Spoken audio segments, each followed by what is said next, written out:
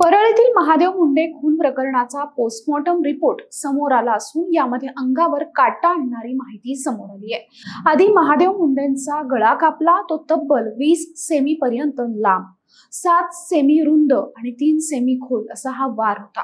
त्यानंतर मुंडेंच्या मानेवर उजव्या बाजूने 4 वार केले होते। मुंडे यांच्या अंगावर तब्बल 16 वार आहेत। प्रतिकार करतानाही त्याच्या हाताला जखमा झाल्याचं अहवालात नमूद करण्यात आलंय।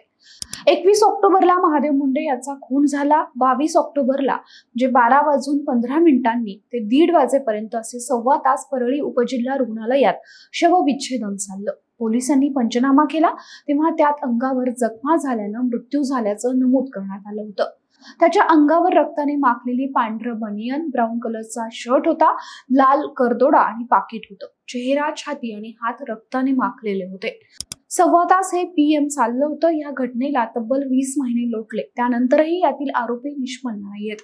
त्यामुळेच महादेव मुंडे यांच्या पत्नी ज्ञानेश्वरी मुंडेंनी आत्महत्येचाही प्रयत्न करत आपलं जीवन संपवण्याचा प्रयत्न केला होता।